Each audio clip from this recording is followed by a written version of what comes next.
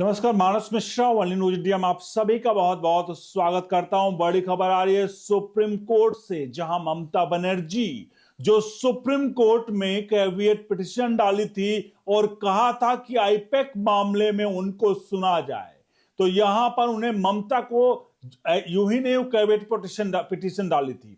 उन्हें पता था कि सुप्रीम कोर्ट में ममता बनर्जी अगर अपनी बात थोड़ी बहुत नहीं रखने पहुंची और कपिल सिब्बल और अभिषेक मनु सिंघवी ये वही वकील हैं जिनको 50 करोड़ रुपए के आसपास कई रिपोर्ट्स में दावा किया गया है कि ममता बनर्जी ने अपने केस को जितवाने के लिए इनके ऊपर पैसे खर्च किए हैं, यानी कि वकालत के पैसे दिए हैं। आज भी वही हुआ।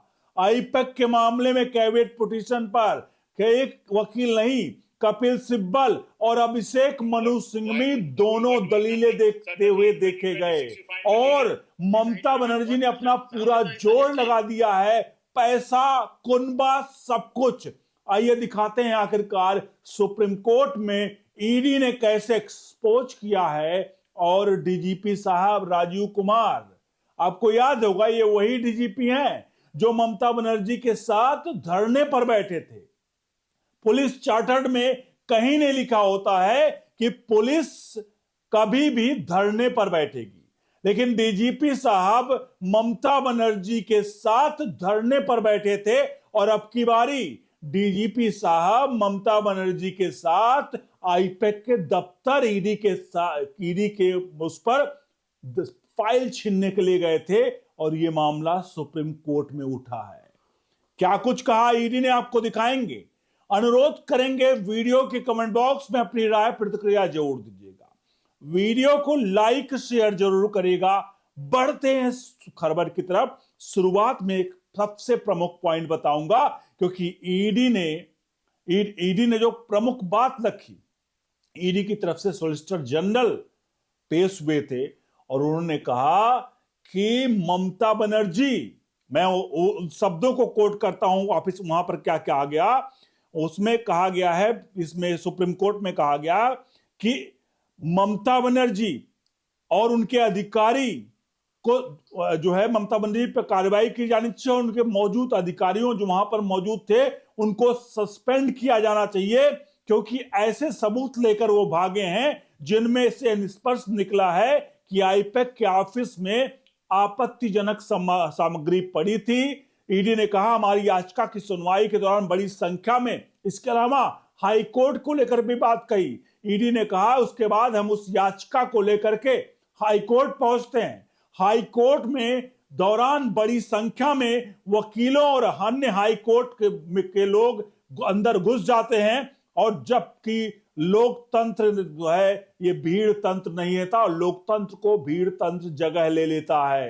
ये बात कही गई है। आपको याद है कि आज कल ही जो हाई कोर्ट ने एक फैसला सुनाया है, जहां पर एक महिला जस्टिस थी जो सुनवाई कर रही थी। उस दिन जिस दिन ईडी ने पूरा प्रकरण उठाया है, उस दिन वो सुनवाई कर रही थी और बेचारी अपने आप को बचाते हुए जज साहिबा भाग जाती हैं, निकल जाती हैं उस भीड़ से, क्योंकि उस समय अराजकता फैल चुकी थी। ममता बनर्जी के लोग हाई कोर्ट को सड़क बना दिया था, जहां सुनवाई हो रही थी उसको सड़क बना करके पूरी तरह से अराजकता फैली हुई थी। और हाई कोर्ट मुख्यमंत्री के अंडर में आता है, उनकी सुरक्षा जो है वो राज्य के अंडर में आती है। जाहिर सी बात है ममता बनर्जी के अंडर में आई थी और उस दिन जो कुछ हुआ वो कतई भी एक्सेप्टेबल नहीं था। यह बात ईडी ने साफ तौर पर सुप्रीम कोर्ट में बताई।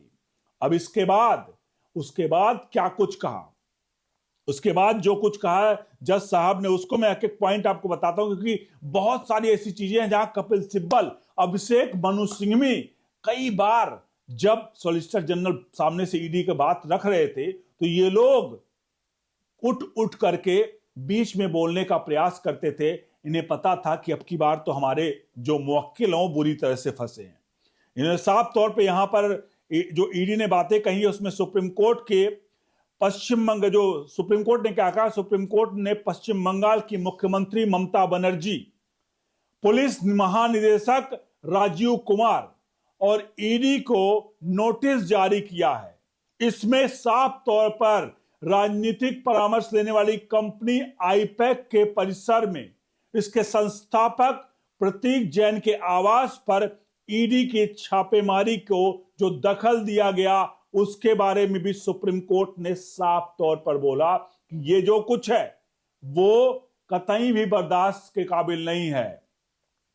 और राज्य सरकार को निर्देश दिए हैं सुप्रीम कोर्ट ने कि जो सीसीटीवी की फुटेज थी, जो उस दिन की सीसीटीवी फुटेज है, वो सारी सीसीटीवी फुटेज वो मिलनी चाहिए। यानी कि नहीं होगा बाद में कि वो सीसीटीवी फुटेज गायब करा दी गई। इसके अलावा सबसे प्रमुख जो दस्तावेज लेकर के ममता बनर्जी भागी थी, जो दस्तावेज लेकर ममता बनर्जी भागी थी, उस दस्तावेज को वापस करना होगा।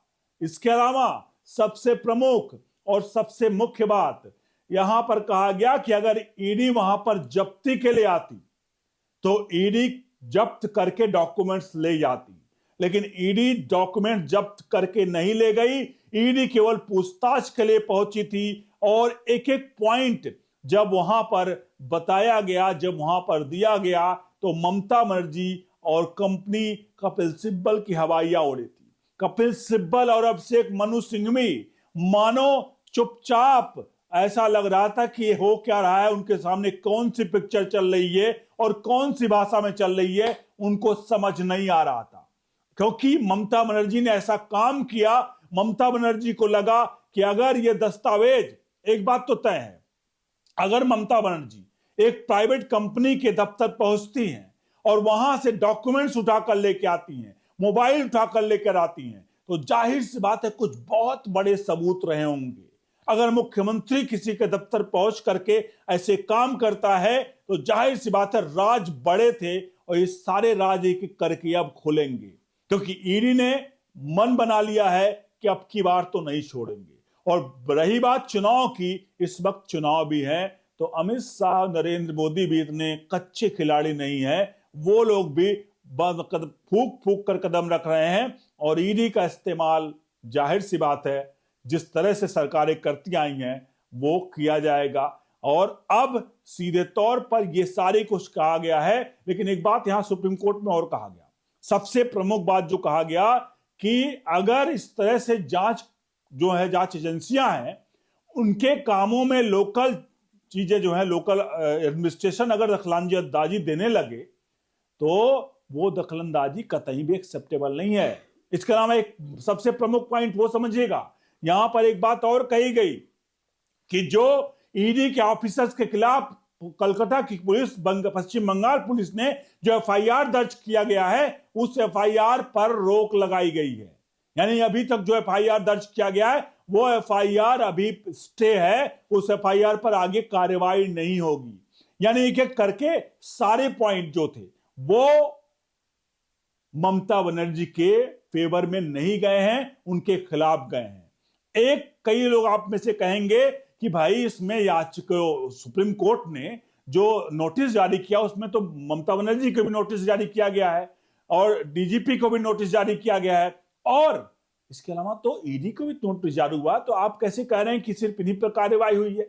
आपको इसमें बता दें, अगर आप ऐसा सोच रहे हैं तो सबसे बड़ी आप अपने सोच को थोड़ा बदलिए। कभी भी कोई भी अगर कहीं पे केस चल रहा होता है, उसके बारे में आगे केस में कुछ भी चीजें होनी है तो जाहिर सी बात है जितनी भी उसमें जितने भी लोग हैं, जितनी भी पार्टीज हैं, उनको नोटिस जारी किया जाता है। नोटिस जारी करने का मतलब यह नहीं है कि समानांतर जितने लोगों को नोटिस जारी किया गया है सब पर कार्रवाई होगी। नोटिस जारी करने का मतलब है आप अपना इस पूरे मामले पर अपनी जो बात है उसको सही तरीके से रखें, यही कारण है नोटिस जारी करने का। और यहां पर अब जो है सबसे बड़ी बात यहां पर आई है ममता बनर्जी, जो कि उनकी हताशा, निराशा वो साफ दिख रही है कि खुद उठा करके फाइल पहुंच जा रही हैं और ईडी और के दफ्तर, ईडी के अधिकारियों को किस प्रकार से भला बुरा कह रही हैं, वो आप उस वीडियोस में भी दे सकते हैं जो आईपैक के जब छापेमारी हुई थी आईपैक के दफ्तर के बाहर, ममता बनर्जी का वो गुस्सा साफ दिख रहा था। आपसे अनुरोध है आने वाले समय में इस पर जाहिर सी बात है राजनीति होगी, लेकिन एक बात तो तय है कि दाल में जरूर कुछ काला है। ममता बनर्जी आखिरकार पश्चिम बंगाल में बैठ करके अमित शाह को पेनड्राइव वाली धमकी क्यों देती हैं? ममता बनर्जी कहती हैं कि कुछ हुआ तो मैं पेनड्राइव दिखा दूंगी, अमित शाह की पेनड्राइव। आखिर कौन सी ऐसी बात है पेनड्राइव की? सबूत है तो सौंप दो ना, सुप्रीम कोर्ट में सबूत सौंप दो, पेनड्राइव वाली भी। आखिरकार जनता को मूर्ख बनाने का काम क्यों करते हो कि मेरे पास ये है, मेरे पास ये है, लेकिन दिखाओ तो सही क्या है। बने रहिए न्यूज़ इंडिया के साथ। बहुत बहुत धन्यवाद।